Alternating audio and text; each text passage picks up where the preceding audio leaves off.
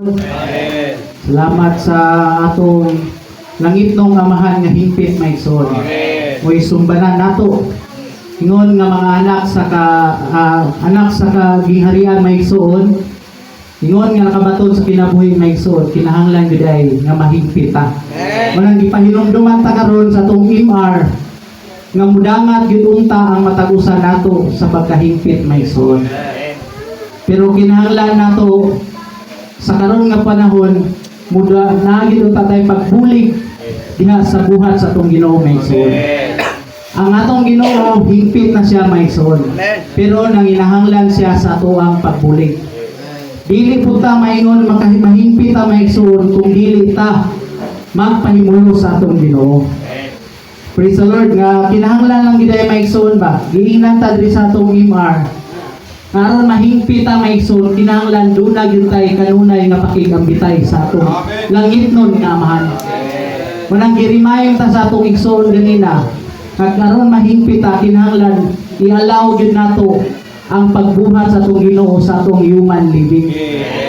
Nganong naamay mga ningana maigsoon aron sa tuyo nga mahingpit ta. Naay gamiton ang Ginoo sa atong palibot aron mahingpit ta maigsoon. Munang gidasi gyud ta. Ingon nga hingpit ang atong langitnon nga amahan kinahanglan mudangat gyud ta sa pagkahingpit maigsoon. Daygon ang Ginoo ba nga kinahanglan maigsoon luna gyud tay tinuod nga pagpahimulos sa kinabuhi o kinaiya sa atong Ginoo.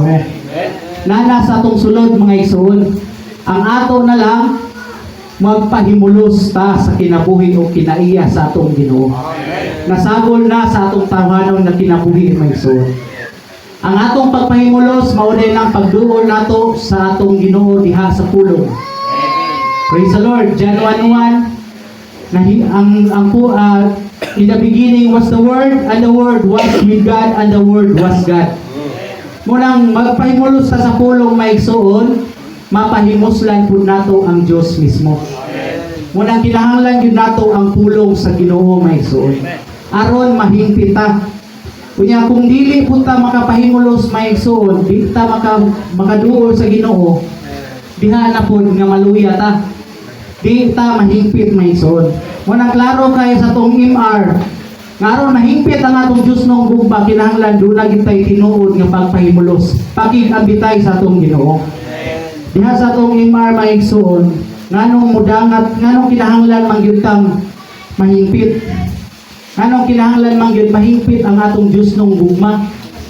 Sa day 6 maigsoon gipahinumduman ta diha maigsoon. Nganong kinahanglan tan mahingpit ang atong Dios nung gugma. Nganong dili pa man ta andam nga mahadlok pa man ta na ingon nga Brad, andam na ka Brad mubalik ang Ginoo. Mahadlok pa. Nganong man maigsoon? Kay dili pa man ta hingpit. Sa D6 gipahinumduman ta maigsoon nga kinahanglan duna gid unta tay kaiso nga moatubang sa hutnganan sa atong Ginoo. Kung hingpit na daw ta. Pero mga igsoon kung mahadlok pa ta matubang umudangat ana nga tay nga mudbalik na atong Ginoo, nagpasabot na maigsoon nga wala pa kita nahingpit. Mo nang ipahinumduman ta karon maigsoon nga kita gyud ta atong mga magtotoo, mga anak sa gingharian maigsoon, nakabaton sa langitnon nga kinabuhi sa atong langitnong amahan nga mahingpit gyud ta ta maigsoon. Girimayon pa ta karon maigsoon, naa pa ta sa proseso. Munang dili po ta ngay mabalaka, kundi magpadayon ta nga muduol sa atong Ginoo lang yun maigsoon. Aron duna tay kaiso mo atubang sa atong Ginoo sa panahon sa hutnanan. Praise the Lord. Nga kinahanglan lang gid ay maigsoon mahinumduman nato nga ang Dios ngayon nga gugma nato maigsoon sa 2 Korinto 5:14 maigsoon. Giingnan gyud ta diha nga kanang gugmahan unta ni Kristo sa tuwa maigsoon. Magpugos gyud unta nato. Pag sigurti ta nagpugos maigsoon, muratag ka ng gymnastic ba nga sa pugson gyud nato ug inat ang atong lawas aron mahimo tang makaapil anang gymnastic. Diha po sa atong iglesyano pag kinabuhi maigsoon, kinahanglan pugso nato atong gugma nga mahigugma gyud diha ni Kristo. Aron sa tuyo, madumudangat gyud ta sa pagkahigpit maigsoon. Aron sa tuyo pagbalik sa tong Ginoo, mahimutang maisugod nga buong atubang sa iyang huknanan. Praise the Lord. Amen. Oh,